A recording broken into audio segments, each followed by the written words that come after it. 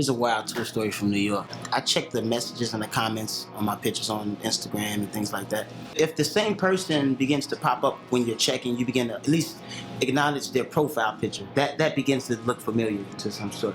So I began to see that this particular person was a fan of the music, you know?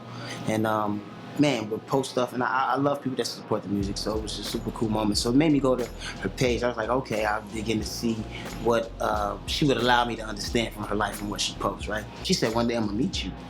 It's like, cool, you know? Hope so. I never replied, but in my mind, you know, it's cool. I go to New York maybe about 2 months later. This tour that I'm on, it's no like crazy big names. It's all, you know, guys on the come up, you know what I'm saying? So there's no security, you know, no need for those type of things on this tour. You know, we all kind of like family here, you know, we all growing up, no need to protect, you know. I rock the stage that night and I go back upstairs.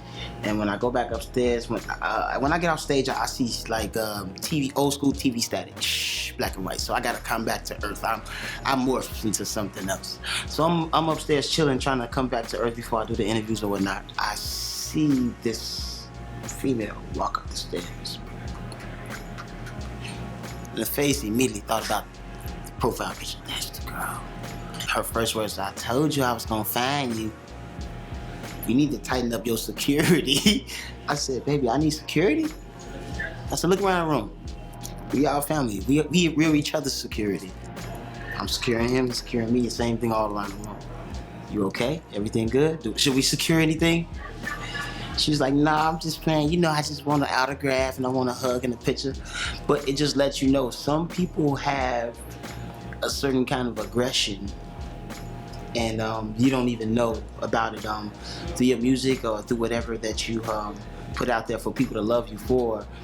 They can listen to it or absorb it so much they build up a certain character of you in their lives or in their mind or a certain relationship with you. And I really didn't pay attention to that until that day. It didn't dawn on me like that. It was just pretty crazy, man, how she just popped up. I was like, oh shit, like, you know, what's up? I'm signing sweetie, you know, to take the picture. After a while, I had to kind of just walk her downstairs on some polite stuff because, you know, just it can make you feel uncomfortable if it's too much or the extra, you know what I mean? I love the fans, man. I love people that adore my music. I adore them. That's one of those it takes one to be one type of situations when it comes to understanding my music. So I love the people that love it, but some people can creep you out sometimes. You know what I'm saying?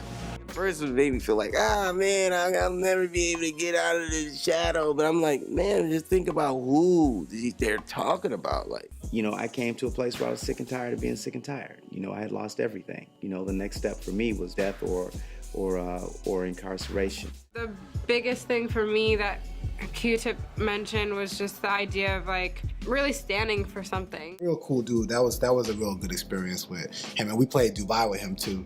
It was him and Fat Joe and us.